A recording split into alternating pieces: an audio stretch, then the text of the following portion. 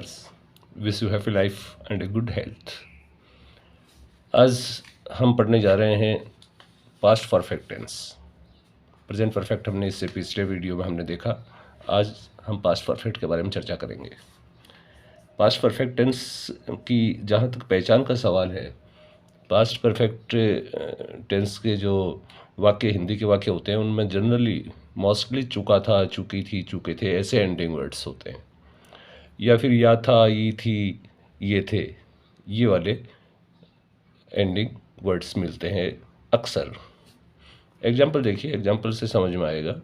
मेरे घर पहुंचने से पहले मेहमान आ चुके थे, या इसको हम ऐसे भी कह सकते हैं, मेरे घर पहुंचने से पहले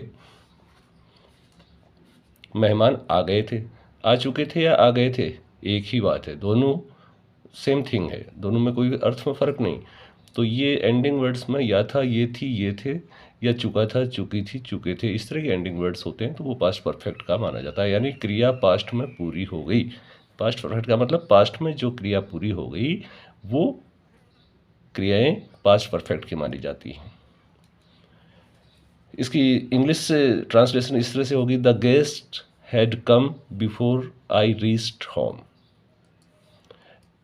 पास्ट परफेक्ट टेंस का देखिए प्रयोग कहाँ किया जाता है। इसका प्रयोग वहाँ ऐसी ही स्थिति में होता है जब हमें दो क्रिया बतानी होती हैं, दो काम पास्ट के होते हैं, दोनों ही काम पास्ट के होते हैं, दोनों को हमें जब बताना होता है, दोनों कामों में एक काम पहले होता है, एक क्रिया पहले होती है, दूसरी उसके बाद में होती है। इस तरह की जो क्रियाएं हैं, इस तरह की जो स्थिति है, उसमें हम पास्ट परफेक्ट का यूज करते हैं। पास्ट परफेक्ट अकेला, सिंगल पास्ट परफेक्ट रेयरली ही यूज होता है। ये हमेशा दो क्रियाएं साथ में आती हैं, ऐसी स्थिति के अंदर पास्ट परफेक्ट को यूज में करते हैं। देखिए, दो क्रिया हो रही हैं। मेरे घर पहुंचने से पहले, मेरा घर पहुंचना, एक तो ये क्रिया हो गई। मेहमान आ चुके थे, ये दूसरी क्रिया। पहले तो ये क्रिया हुई, मेहमान घर आए, उसके बाद में पहुंचा। तो एक क्रिया जब पूरी हो जाती है, दूसरी क्रिया उसके बाद में होती है। दोनों ही पास्ट में होती है, दोनों ही क्रिया पास्ट की होती हैं, लेकिन एक के बाद दूसरी होती है। ये विशेषता होती है इस टेंस की, और इसी के लिए ये टेंस बनाया गया है, ये चीज दो क्रियाएं बताने के लिए साथ में। एक एग्जाम्पल और देखिए, डॉक्टर के आने से पहले मरीज मर चुका था। देखिए, मरीज मर गया पहले, डॉक्टर आया बाद में। ये क्रिया हो गई पहले, और बाद में क्रिया, डॉक्टर के आने की क्रिया बाद में हुई। तो the patient had died before the doctor came. इन वाक्यों के अंदर कंजक्शन देखिए, ये जो बिफोर है, ये और आफ्टर, ये दो कंजक्शंस जनरली पास्ट परफेक्ट के वाक्यों में मोस्टली लगते हैं, और इनके बिफोर से पहले पास्ट परफेक्ट वाला वर्ब आती है, और बिफोर के बाद वाला जो क्रिया होती है वो पास्ट सिंपल की होती है, यानी मेन वर्ब की सेकंड फॉर्म होती है। और बिफोर से पहले जो एक्शन, जो एक्टिविटी होती है, उसमें हम पास्ट परफेक्ट वाली वर्ब लगाते हैं, हेड प्लस मेन वर्ब की थर्ड फॉर्म। ये इसका पैटर्न होता है। चलिए अब पैटर्न अपन डिटेल में देख लेते हैं आगे।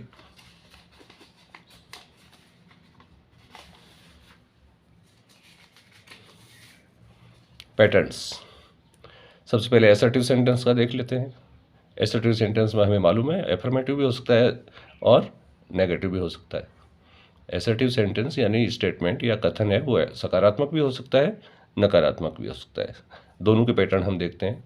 सकारात्मक में देखिए, हम सबसे पहले सब्जेक्ट को रखते हैं, उसके बाद हेड हेल्पिंग वर्ब आती है, उसके बाद मेन वर्ब की थर्ड फॉर्म आती है, और फिर ऑब्जेक्ट आता है, फिर दूसरे कोई वर्ड, कोई एडवर्ब या और कोई अदर वर्ड्स होते हैं, वो उसके बाद में, ऑब्जेक्ट के बाद में रखे जाते हैं। फिर कंजक्शन बिफोर लगाते हैं, और बिफोर लगाने के बाद में हम दूसरी क्रिया को इस तरह से लिखते हैं, पहले सब्जेक्ट लिखेंगे दूसरी क्रिया का, उसके बाद में दूसरी क्रिया की सेकंड फॉर्म रख देंगे, और फिर ऑब्जेक्ट और अदर वर्ड्स आ जाएंगे। तो इस तरह से पैटर्न बनता है इसका एफर्मेटिव का। सबसे पहले सब्जेक्ट, उसके बाद में head helping verb, main verb की थर्ड फॉर्म, फिर ऑब्जेक्ट, और फिर अदर वर्ड्स, फिर कंजक्शन बिफोर, और उसके बाद में सब्जेक्ट और मेन वर्ब की सेकंड फॉर्म एंड ऑब्जेक्ट। ये कंजक्शन बिफोर वाली स्थिति में है। अगर कंजक्शन आफ्टर लगाना हो हमें, तब हम क्या करेंगे, ये उल्टा हो जाएगा, यानी जो दूसरे वाली क्रिया है वो पहले ले लेंगे, और पहले वाली क्रिया है उसको हम बाद में लिखेंगे। जो क्रिया पहले हुई उसको हम बाद में लिख देंगे, और जो क्रिया बाद में हुई उसको हम पहले लिख देंगे। तो इसका पैटर्न क्या बनेगा, पहले सब्जेक्ट, मेन वर्ब की सेकंड फॉर्म, ऑब्जेक्ट और अदर वर्ड्स, यानी ये पैटर्न पहले आ जाएगा, फिर आफ्टर कंजक्शन लगेगा, उसके बाद में ये वाला पैटर्न जो है पहली वाली क्रिया का पैटर्न है ये लग जाएगा, यानी पास्ट परफेक्ट पहले बाद में आएगा और पास्ट सिंपल पहले आ जाएगा जब आफ्टर होगा। और बिफोर से अगर कनेक्ट होंगे दोनों तो पहले पास्ट परफेक्ट वाला आएगा, उसके बाद में पास्ट सिंपल वाला। इसका एग्जांपल देखिए आफ्टर का। I washed my hands after I had eaten food. I washed my hands after I had eaten food. मैंने मेरे हाथ धोए खाना खाने के बाद, खाना खा चुकने के बाद में मैंने अपने हाथ धोए। देखिए I washed my hand past simple, subject के बाद में मैन वर्ब की सेकंड फॉर्म है तो पास्ट सिंपल की निशानी है।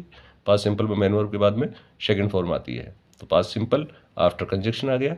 उसके बाद ये past perfect I had eaten food, खाना खा चुकने के बाद या खाना खाने के बाद मैंने मेरे हाथ धोए। तो ये होता है बिफोर और आफ्टर का फर्क। बिफोर में हम पहले पास्ट परफेक्ट को लेते हैं, आफ्टर में हम पास्ट परफेक्ट को बाद में लेते हैं। नेगेटिव में कोई फर्क नहीं, नोट लगता है जैसा कि हम सभी टेंसों में पढ़ते आए हैं। नेगेटिव में हेड के बाद में हेल्पिंग वर्ब के बाद में नोट लगा देंगे हम, बाकी पैटर्न सेम वही जो एफर्मेटिव का होता है वही नेगेटिव का होता है। इसमें नोट ऐड करते हैं, वो हेल्पिंग वर्ब और मैन वर्ब के बीच में हम लगाते हैं। चलिए अब देखते हैं क्वेश्चन जो इंटरोगेटिव सेंटेंसेज हैं उनके पैटर्न क्या होता है।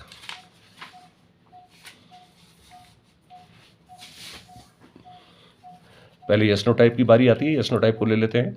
तो यस नो टाइप में जैसे और दूसरे टेंसेज में हमने देखा वही इसमें होगा, पैटर्न तो वैसा ही रहेगा चाहे टेंस कोई सा भी हो।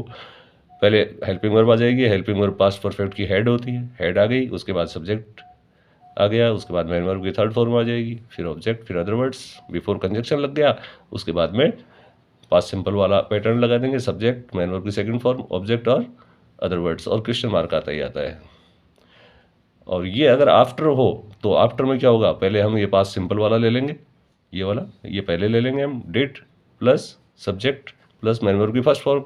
पास्ट सिंपल में यही तो होता है कि यस नो टाइप में डिड हेल्पिंग वर्ब होती है पास्ट सिंपल की, और फिर मैन वर्ब की हम फर्स्ट फॉर्म लगा देते हैं क्वेश्चन में, और फिर ऑब्जेक्ट और अदर वर्ड्स, और फिर आफ्टर कंजक्शन उसके बाद में पास्ट परफेक्ट वाला पैटर्न लिख देंगे, subject plus had plus main verb की third form, object and other words. तो ये बिफोर और आफ्टर का आपको ध्यान रखना है। बिफोर से हमेशा बिफोर अगर कंजक्शन है तो आपको पहले पास्ट परफेक्ट लिखना है, उसके बाद में पास्ट सिंपल लिखना है। अगर आफ्टर कंजक्शन है तो आपको पहले पास्ट सिंपल लिखना है और उसके बाद में पास्ट परफेक्ट लिखना है। अब WH वर्ड टाइप की बात करें तो WH वर्ड टाइप में क्या होता है, WH वर्ड टाइप में और इसमें कोई फर्क नहीं होता, सिर्फ फर्क इतना होता है इसमें WH वर्ड टाइप और जुड़ जाता है। हमने पहले वाले टेंसों में भी देखे हैं, यही सभी में पैटर्न होता है। तो पहले WH वर्ड आ जाएगा सबसे पहले, उसके बाद में वही रिपीट हो जाएगा ये वाला पैटर्न ही, उसके बाद में हेड, फिर सब्जेक्ट, मैन वर्ब की third form, object, other words, conjunction before, and then past simple वाला पैटर्न, सब्जेक्ट मैन वर्ब की second form, object and other words.